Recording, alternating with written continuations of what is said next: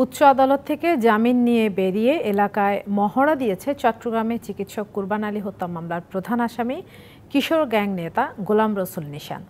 শনিবার দুপুরে পশ্চিম ফিরোজশাহ আবাসিক এলাকায় তার অনুসারীদের নিয়ে মহড়া দেয় বলে অভিযোগ করেন নিহত চিকিৎসকের ছেলে।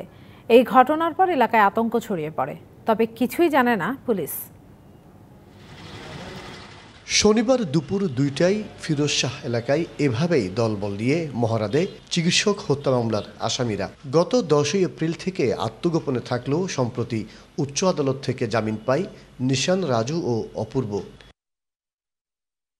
চিকিৎসক কুরবান আলী হত্যা মামলায় ১২ জন এজাহারভুক্ত আসামি, এর মধ্যে সাফায়াত, সংগ্রাম ও সাগরকে গ্রেপ্তার করেছে পুলিশ। প্রধান আসামিরা জামিন পেয়ে এলাকায় ফিরে আসায় শঙ্কিত মামলার বাদী ও স্থানীয়রা। আমার পুরো ফ্যামিলি আনসেফ ফিল করতেছে, কারণ ঘটনা হচ্ছে ওরা এলাকায় এসে ছেলে পেলে নিয়ে মহড়া দিচ্ছে, স্বাভাবিক এলাকার সকলে আতঙ্কে আছে, আমরা আতঙ্কে আছি। যে মহড়াটা নিয়ে অবহিত ছিল না, আমরা কেন জানাইনি? তো প্রশাসনের কাজ, প্রশাসন কিছুটা ব্যর্থতা দেখাইছে যা বুঝলাম, কিন্তু পরবর্তী পদক্ষেপ নিতে প্রশাসন যথেষ্ট কোঅপারেশন করে আমাদের। তবে পুলিশ এ বিষয়ে কিছুই জানে না। আকবর শাহ এলাকায় নিশান গ্রুপ ছাড়াও আরও ৩টি কিশোর গ্যাং সক্রিয়। তাদের বিরুদ্ধে চাঁদাবাজি, জমি দখল, পাহাড় কাটার অভিযোগ রয়েছে।